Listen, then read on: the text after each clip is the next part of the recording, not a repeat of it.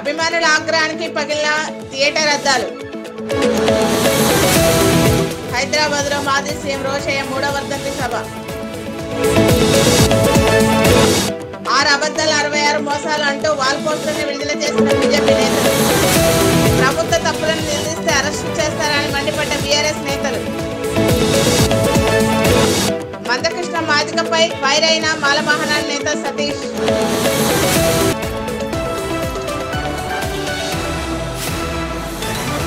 రామగుండంలో thermal విద్యుత్ ప్రాజెక్టులు నిర్మిస్తామని డిప్యూటీ సీఎం బట్టి విక్రమార్క అన్నారు. తమ ప్రభుత్వం ప్రచారాల కంటే అభివృద్ధికి ప్రాధాన్యత ఇస్తుందని చెప్పారు. అభివృద్ధిని చూసి ఓర్వలేక సోషల్ మీడియా వేదికగా అభివృద్ధి చేయడం లేదంటూ బీఆర్ఎస్ నాయకత్వం బురద జల్లుతుందని మండిపడ్డారు. బీఆర్ఎస్ ప్రభుత్వం చేసిన 64,000 కోట్ల అప్పులకు వడ్డీలు కడుతున్నామని ఆరోపించారు. ఈనాటి ఈ యువ వికాసం రాష్ట్రం తెచ్చుకున్నదే ఉద్యోగాల కోసం. అటువంటి రాష్ట్రంలో 10 సంవత్సరాలు పరిపాలన చేసిన టీఆర్ఎస్ పార్టీ ఎవరికి ఉద్యోగాలు ఇవ్వలేదు, గాలికి వదిలేశారు. అలా గాలికి వదిలేసిన నిరుద్యోగ యువతి యువకులందరూ కూడా నడుం బిగిచ్చి మా అందరికీ ఉద్యోగాలు రావాలి అంటే కాంగ్రెస్ ప్రభుత్వం ఇందిరమ్మ రాజ్యం వస్తేనే మాకు ఉద్యోగాలు వస్తాయన్నటువంటి ఆశతో తిరిగి కాంగ్రెస్ పార్టీని ఆశీర్వదించి పెద్ద ఎత్తున మీరంతా గెలిపించి పంపించారు.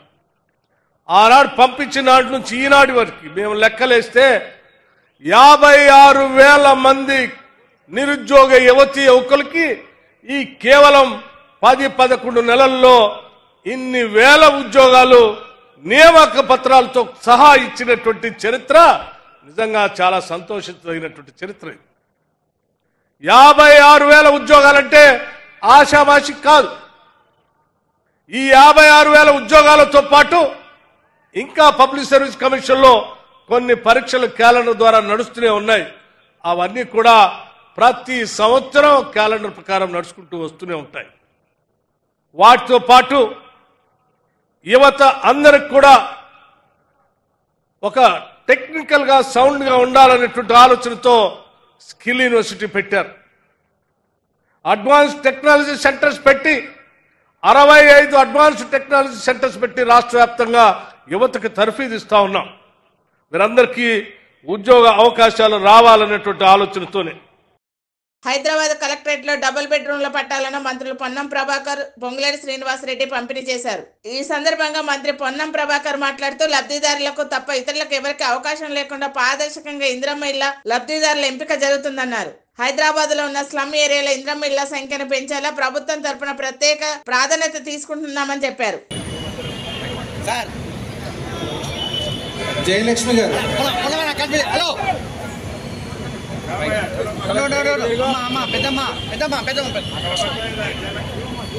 అరే right okay sir sir sir ఇక్కడ రాష్ట్రంలో పర్యాటక రంగాన్ని అభివృద్ధి చేసేందుకు జల పర్యాటకం, సాహస క్రీడలకు సరికొత్త రూపు సంతరించుకునే దిశగా ప్రభుత్వం ప్రణాళికలు రూపొందిస్తుందని పర్యాటక సాంస్కృతిక శాఖ మంత్రి జూపల్లి కృష్ణారావు అన్నారు. జిల్లా జల పర్యాటకం అభివృద్ధిలో భాగంగా హుస్సేన్ సాగర్ లో అమరావతి బోటింగ్ క్లబ్ ఆధ్వర్యంలో ఏర్పాటు చేసిన వాటర్ స్టోర్స్ ను లాంఛనంగా ప్రారంభించారు. అనంతరం టీడీసీ చైర్మన్ పటేల్ రమేష్ రెడ్డితో కలిసి మంత్రి జూపల్లి జైట్ స్కిన్ పై హుస్సేన్ సాగర్ లో కాసేపు వ్యవహరించారు. ఈ సందర్భంగా ఆయన మాట్లాడుతూ రాష్ట్ర వ్యాప్తంగా నీటి వనరులను పరిశీలించి పర్యాటక అభివృద్ధికి అనుకూలమైన ప్రాంతాలను గుర్తించే పనిలో ఉన్నామని చెప్పారు.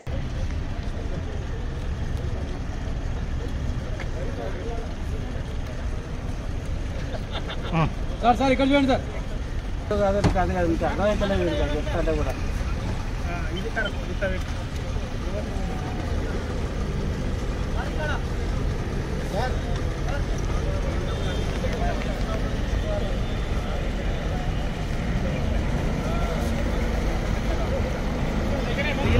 కూడా నీళ్ళంటే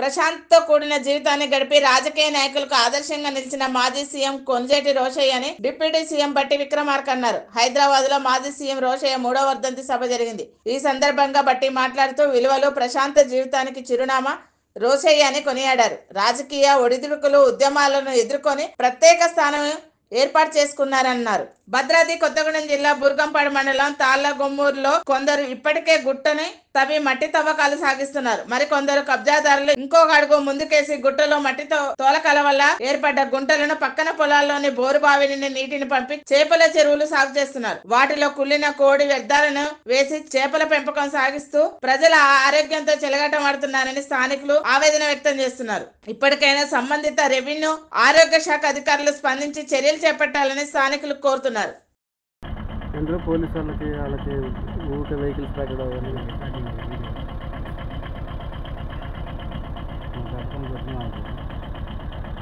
అదే పెట్టింది. పుష్ప 2 సినిమాకి 1000 రూపాయలు పెట్టి బెనిఫిట్ షో టికెట్ తీసుకున్న అభిమానులకు నిరాశ మిగిలింది. ఖమ్మం నగరంలోని తిరుమల థియేటర్ లో పుష్ప 2 సినిమా చూసేందుకు 1000 రూపాయలు పెట్టి టికెట్ కొనుక్కున్న వారిని థియేటర్ యజమానులు లోపలికి అనుమతించలేదు. దీంతో అభిమానుల ఆగ్రహానికి గురై తమ డబ్బులు వెనక్కి ఇవ్వాలని డిమాండ్ చేశారు. ఆగ్రహంతో గుర్తు తెలియని వ్యక్తులు థియేటర్ అద్దాలు పగలగొట్టారు. దీంతో పోలీసులు అభిమానులపై లాఠీ చార్జ్ చేశారు.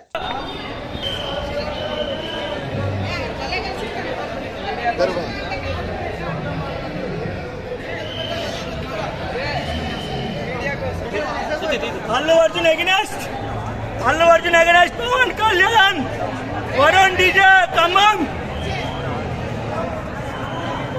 Varun DJ Allu Arjun against.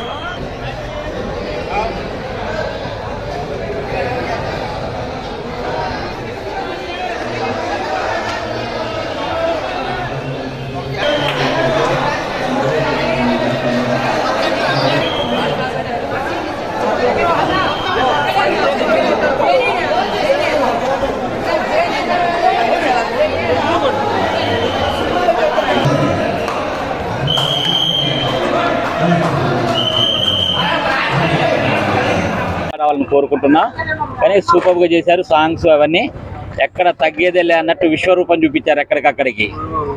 So almost చూస్తే ఆ గెటప్స్ కానీ ఆ విజువల్స్ కానీ ఫైట్స్ కానీ సాంగ్స్ కానీ అద్భుతంగా ఉన్నాయని చెప్పుకోవచ్చు. వాటిని మీరు ఎలా ఆస్వాదించేదే సార్. గంగోత్రి సినిమాకి వచ్చినప్పుడు వీడేంద్ర ఇట్లా చీర కట్టుకుని ఇట్లా చేస్తున్నా అని చెప్పి అన్నారు. ఇప్పుడు అదే చీర కట్టుకుంటే మొత్తం ట్రెండింగ్ నెంబర్ 1 లో ఉన్నాడు ఎక్కడికక్కడికి. అన్న ఏది చేసినా నెంబర్ 1 గా ఉంటది. ఆయన ఎవరు తగ్గలేరు. ఎప్పుడు ఈ కట్టే కాలేంత వరకు కూడా మేము అన్నయ్యతోనే ఉంటాం, అన్నయ్య వెంటే ఉంటాం. జై Bunny.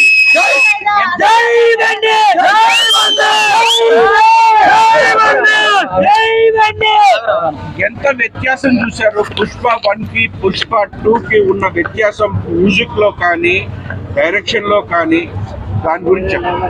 Pushpa 1 normal sir, introduction చేశారు ప్రతి ఒక్క క్యారెక్టర్ ని. పుష్ప 2 రూల్ అంటే పుష్ప క్యారెక్టర్ అనేది రూల్ చేయడం మొదలు పెట్టింది పుష్ప 2లో.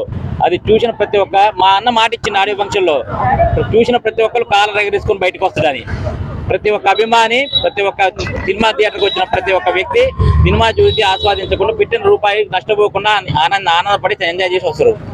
యాక్చువల్ గా సుకుమారు అసలు స్టోరీయే లేదు నా దగ్గర, రెండో దానికోసం అయినా సరే ఇది చేశారని కొన్ని ఇంటర్వ్యూలో చెప్పడం జరిగింది. వాటి మీద అసలు మీరు అనుకుంటే నిజమేనాది? సుక్కు సార్ చెప్పిన దానికి కొన్ని చెప్పకూడదని కూడా అలా చెప్తారు సార్. ఇప్పుడు స్టోరీ చూసిన తర్వాత మీరు సినిమా చూసి ఆ పదానికి ఆన్సర్ చెప్తే సరిపోతుంది నాకైతే. ఓకే, మీరు చూసిందండి? మేము చూసింది అదే సార్. పుష్ప 1లో ఓన్లీ ఇంట్రడక్షన్, పుష్ప 2లో రూల్ చేసిన మా అన్న ఆ క్యారెక్టర్ అనేది ఆ క్యారెక్టర్ లో పరకాయ ప్రవేశం చేసి రూల్ చేయడం మొదలు పెట్టిండు. సో ఇది మిగతా పాత్రలను మించి 1 మ్యాన్ ఆర్మీ షో అంటున్నారు, దీని మీద మీరు ఏమంటారు? అక్కడ మా అన్న ఎక్కడున్నా 1 మ్యాన్ ఆర్మీ షో సార్. ఈ సినిమా కాదు, ఈ మూవీ కాదు, ఈ క్యారెక్టర్ కాదు, ఏ క్యారెక్టర్ చేసినా 1 మ్యాన్ ఆర్మీ. ఎక్కడ ప్రత్యేక సన్నివేశాలు ఏమున్నాయన్నా? ప్రత్యేక సన్నివేశం అంటే అసలు ఒళ్ళు గగుర్లు పుట్టి అమ్మవారి రూపంలో పాటల్లో డాన్సులు అన్నని అసలు చూస్తుంటే కళ్ళు సరిపోవట్లేదు. ఎక్కడెక్కడ ఆనందం. ఆ పాటలు తగ్గట్టు ఆ శారీ గెటప్స్ చాలా కష్టపడ్డాడు. ఆ కష్టాన్ని మాత్రం ఫలితం అనేది కంపల్సరీ వస్తుంది. మళ్ళీ ఈసారి అవార్డు రావడానికి ఆస్కారం కూడా ఉంది. ఫైట్స్ విషయంలో మాత్రం ఎలా ఉంది? సో ఇది మళ్ళీ పుష్ప 3 సీక్వెల్ ఉండొచ్చా? ఇంట్రడక్షన్ ఇచ్చారు కదా సార్ చివరికి పుష్ప 3 ఉందని. ఓకే, తెలియదు, దాని గురించి అడుగుతున్నా. దాని పుష్ప 3 సీక్వెల్ అంటే బెనిఫిట్స్ ఇప్పటికే 1000 రూపాయలు వేసి చాలా మంది కూడా బయటకు వచ్చారు. ఎవరు బయటికి రాలేదు సార్. కాకపోతే మేం చేసిన తప్పు ఏంటంటే మా వాళ్ళు తొందరపడి టికెట్లు లేకుండా గోడలు దూకడం. ఎవరికైనా క్రమశిక్షణ తప్పితే ఇబ్బంది సార్. థియేటర్ కూడా ఆపలేకపోయారు, మేము కూడా ఆపలేకపోయాం. అక్కడ దాటేసరికి ఇబ్బంది అయిపోయింది. లోపల పరిమితికి మించి జనం ఎక్కువ అయిపోయారు. దానివల్ల బయటికి పంపించారు. టికెట్ రేట్ ఎక్కువ బయటికి రాలేదు సార్. మాలల ఐక్యతన సింహగర్జన సభను చూసి మతిపై మందకృష్ణ మాదిగ మాట్లాడుతున్నాడని గుంటూరు జిల్లా మాల మహానాడు నేత మెరిగల సతీష్ ఎద్దేవా చేశారు. వర్గీకరణ పేరుతో రాజకీయ నాయకుల దగ్గర మందకృష్ణ మోకరిల్లుతున్నాడని విమర్శించారు. వర్గీకరణ జరగకుండా మాల సామాజిక వర్గం వారి తాతలు కూడా అడ్డుకోలేరని మందకృష్ణ మాదిగ చేసిన వ్యాఖ్యలపై మండిపడ్డారు. మాలల సింహగర్జన మీటింగ్కి లక్షలాదిగా తరలి వస్తున్నటువంటి మాలల్ని అలానే మాలల యొక్క ఐక్యతను చూసి సలీజారం వచ్చినటువంటి పాపం మందకృష్ణ తాతయ్య ఏం మాట్లాడుతున్నాడు ఒకసారి విందాం. 600 వర్గీకరణ జరుగుతుంది. మళ్ళా చెప్తున్నా, మీరే కాదు, మీ తండ్రులు మళ్ళా పుట్టిన, వాళ్ళ తండ్రులు మళ్ళా పుట్టిన, మీ ముత్తాతలు మళ్ళా పుట్టిన వర్గీకరణ ఆగదు. రాసి పెట్టుకోండి. మన మాలలో ఐక్యత దెబ్బకి పాపం మతిపోయినట్టు మాట్లాడుతున్నటువంటి ఈ మందకృష్ణ మాదిగ గారు పాపం గతాన్ని కూడా మర్చిపోయినట్లున్నాడు. ఈ ఎంఆర్పిఎస్ అనే వ్యవస్థను స్థాపించి కనీసం 30 సంవత్సరాలు అవుతుంది. ఈ మందకృష్ణ అనే వ్యక్తి, మందకృష్ణ మాదిగ గారు 30 సంవత్సరాల నుంచి ఎంతో పోరాటాలు చేస్తున్నాడు. ఎంతో మంది కాళ్ళు మొక్కుతున్నాడు. ఎంతో మంది రాజకీయ నాయకుల దగ్గరికి వెళ్ళిపోయి మోకాళ్లతో నిలబడి దండాలు పెడుతున్నాడు. ఎందుకు? ఈ వర్గీకరణ కోసం. అయితే ఈ మందకృష్ణ మాదిగ గారు మాట్లాడుతున్నటువంటి మాటలు తాత ముత్తాతలు దిగి రావాలంట దీన్ని అడ్డుకోవాలంటే. అయ్యా మందకృష్ణ మాదిగ గారు ఫస్ట్ ఆఫ్ ఆల్ గతాన్ని మర్చిపోకుండా గతంలోకి వెళితే 30 సంవత్సరాలు అవుతుంది మీరు ఈ యొక్క మాదిగ రిజర్వేషన్ పోరాట సమితి అనే దాన్ని స్థాపించి. 30 సంవత్సరాల నుంచి ఈవెన్ మల్లెల వెంకటరావు గారు కానివ్వండి, జి చెన్నై గారు కానివ్వండి, పివి రావు గారు కానివ్వండి, ఇలా మా మాల సోదరులు, మా మాల పెద్దలు, మా మాల సింహాలు 30 సంవత్సరాల నుంచి 30 చెరువులు నీళ్ళు తాగిస్తున్నారు. నిన్ను ఆ గతాన్ని మర్చిపోతే ఎలా చెప్పు? గతాన్ని మర్చిపోయి తాతలు రావాలి, ముత్తాతలు రావాలి, నిన్ను అడ్డుకోవడానికి ముత్తాతలు తాతలు ఎందుకు చెప్పు? మా వాళ్ళు కాంగ్రెస్ పార్టీ చేసిన వాగ్దానాలను తుంగలో తొక్కి ప్రజలను మోసం చేసిందని బీజేపీ జిల్లా కన్వీనర్ పొనిశెట్టి వెంకటేశ్వర్లు అన్నారు. 6 అబద్దాలు 66 మోసాలంటూ వాల్ పోస్టర్ ని విడుదల చేశారు. కాంగ్రెస్ పార్టీ అధికారంలోకి వచ్చిన తర్వాత పేదల భూములు లాక్కునే పనిలో ఉందని ఆరోపించారు. భారతీయ జనతా పార్టీ తెలంగాణ రాష్ట్ర వ్యాప్తంగా కూడా కాంగ్రెస్ పార్టీపై ఒక ఛార్జ్ షీట్ విడుదల చేయడం జరుగుతుంది. దానిలో భాగంగానే ఇలా భద్రాద్రి కొత్తగూడెం జిల్లా పాల్వంచ పట్టణంలో బీజేపీ పార్టీ ఆధ్వర్యంలో కాంగ్రెస్ పార్టీ మరియు దాని మిత్రపక్షమైన సిపిఐ పార్టీ మీద ఛార్జ్ షీట్ విడుదల చేయడం జరుగుతుంది. ఎన్నికల ముందు కాంగ్రెస్ పార్టీ దాని మిత్రపక్షాలు కలిసి ఈ ప్రజలకు చాలా హామీలు ఇచ్చాయి. దానిలో ముఖ్యంగా చదువుకున్న నిరుద్యోగులకి యువతకు 4000 ఇస్తామని చెప్పారు. అదేవిధంగా రైతులకు 2 లక్షల రుణమాఫీ చేస్తా అని చెప్పేశారు. పేదలకు ఇల్లు లేని పేదలకు స్థలం ఇస్తాము, అదేవిధంగా ఇందిరా ఇల్లులు కట్టిస్తామన్నారు. డబుల్ బెడ్రూమ్లు గతంలో కట్టి వదిలేసిన ప్రభుత్వం డబుల్ బెడ్రూమ్ మొత్తం కూడా పూర్తి స్థాయిలో నిజమైన నిరుపేదలకు కేటాయిస్తామని చెప్పారు. అదేవిధంగా మున్సిపాలిటీలో రోడ్ల నిర్మాణం కావచ్చు, డ్రైన్ల నిర్మాణం కావచ్చు, ఇటు సంక్షేమ పథకాలు కావచ్చు, రైతులకు సబ్సిడీ విషయంలో కావచ్చు, రైతు బంధు విషయంలో కావచ్చు, అటు చెప్పుకుంటూ పోతే చాలా విషయాలలో కాంగ్రెస్ పార్టీ ఈ అన్ని ఒక 420 హామీలు ఇచ్చి ఆఖరికి 420 లాగా ప్రవర్తిస్తుందనే విషయంలో ఇవాళ ప్రజల దృష్టికి బీజేపీ పార్టీ తరఫున కాంగ్రెస్ పార్టీ చేసిన మోసాలని ప్రజల్లోకి తీసుకెళ్లడానికి భారతీయ జనతా పార్టీ రాష్ట్ర అధ్యక్షులు కిషన్ రెడ్డి గారి ఆదేశాల మేరకు ఇవాళ ప్రతి పట్టణ మండల కేంద్రాలలో కాంగ్రెస్ పార్టీ మీద ఛార్జ్ షీటు విడుదల చేయడం జరుగుతుంది. అదేవిధంగా ఇవాళ కానీ రేపు కానీ 2 రోజులలో ఈ జిల్లాలో అన్ని చోట్ల కూడా కాంగ్రెస్ పార్టీ విధి విధానాలకు ప్రజలకు చేసిన మోసాలకు వ్యతిరేకంగా బైక్ ర్యాలీలు నిర్వహించడం జరుగుతుంది. ఇప్పటికైనా ప్రజలు గమనిస్తున్నారు. గత ప్రభుత్వం కిటికీలు తెరిస్తే రేవంత్ రెడ్డి ప్రభుత్వం తలుపులు తెరిచిన విధంగా ఉంది. కేసీఆర్ బాటలోనే రేవంత్ రెడ్డి గారు నడుస్తున్నారు తప్ప అభివృద్ధి ఎక్కడా లేదు. ఎంతో మిగులు బడ్జెట్తో ఉన్న తెలంగాణ రాష్ట్రం సాధించుకున్న తర్వాత కేసీఆర్ గారు పెద్ద ఎత్తున అప్పుల ఊబిలోకి నెట్టారు. అతను కొంచెం నెడితే ఇంకా పెద్ద ఎత్తున ఇవాళ రేవంత్ రెడ్డి గారు ఇంకా అప్పులు చేస్తున్నారు తప్ప ఇవాళ టీఆర్ఎస్ పార్టీ కాంగ్రెస్ పార్టీ మీద ఏదో కార్యక్రమాలు చేస్తున్నట్టు నటిస్తున్నారు. ఎందుకంటే కాంగ్రెస్ పార్టీ అభివృద్ధి చేయట్లేదు. ఇవాళ మీడియా మొత్తం కూడా అటెన్షన్ డైవర్ట్ చేయడానికి కాంగ్రెస్ పార్టీని టీఆర్ఎస్ పార్టీ కాపాడుతుంది. ఈ ప్రతిరోజు ఏదో ఒక న్యూస్ ఛానల్లో కానీ పేపర్లో కానీ హాస్టల్ విద్యార్థులు ఫుడ్ పాయిజన్ అయ్యి ఆఖరికి చనిపోయే విషయం వస్తే రాష్ట్ర ఉన్నత న్యాయస్థానం హైకోర్టు సీరియస్ అయ్యేదాకా ఇవాళ అధికారులకు చలనం లేదు.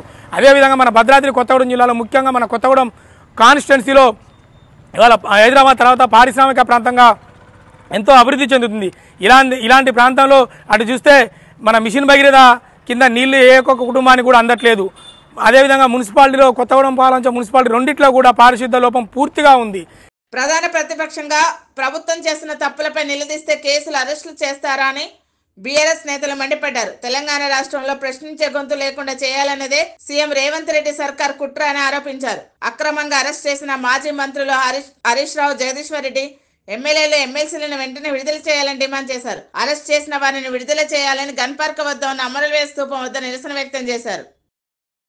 చేసినటువంటి పాపాలు 5 సంవత్సరాల కాలంలో చేసినటువంటి తప్పుల కంటే ఎక్కువ 1 సంవత్సర కాలంగా అనేక రకాలుగా తెలంగాణ ప్రజానీకాన్ని ఇచ్చినటువంటి హామీలు నిలబెట్టుకోలేక తాను మాట్లాడినటువంటి మాటల్ని తానే వక్రీకరిస్తూ తెలంగాణ జాతికి తీవ్రమైనటువంటి ద్రోహం చేస్తున్నటువంటి కాంగ్రెస్ ప్రభుత్వ నిర్వాకాన్ని, రేవంత్ రెడ్డి దుర్మార్గాన్ని అడుగడుగున ఈరోజు హరీష్ రావు గారు కావచ్చు, కేటీఆర్ గారు కావచ్చు, ఇతరత్ర బీఆర్ఎస్ పార్టీకి సంబంధించినటువంటి నాయకులు గతంలో అద్భుతమైనటువంటి పరిపాలన అనుభవం ఉన్నటువంటి వీళ్ళు ఈ ప్రభుత్వ నిర్వాకాన్ని అడుగడుగున చీల్చి చెండాడుతూ ఉంటే జవాబు చెప్పుకోలేనటువంటి పరిస్థితులలో ఈ రకమైనటువంటి అణచివేత ద్వారా ఏదో చేయాలన్నటువంటి భ్రమల్లో బతుకుతా ఉన్నాడు.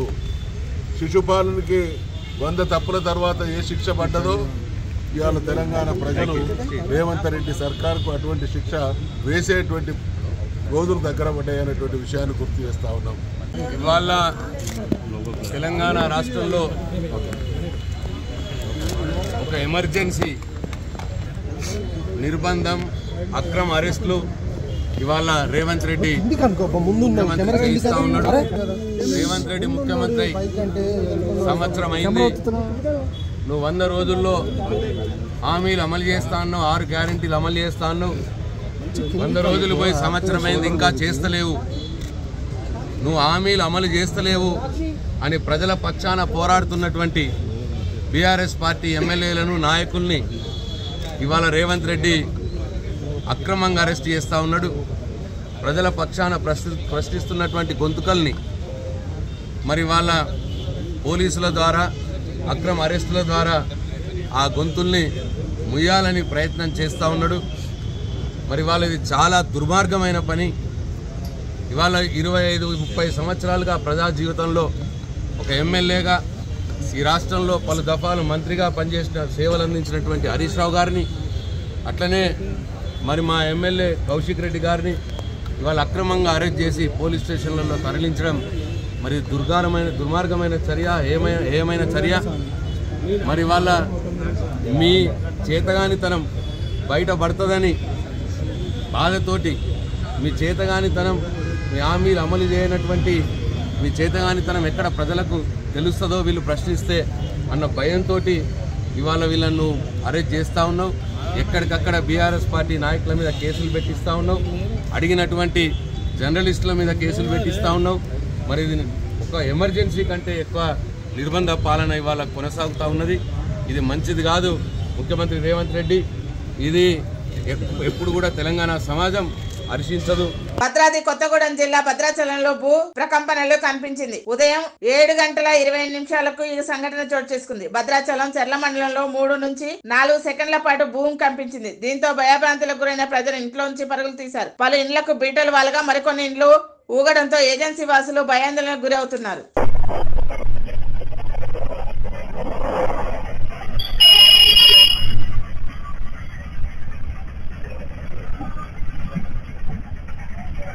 Master Key TV.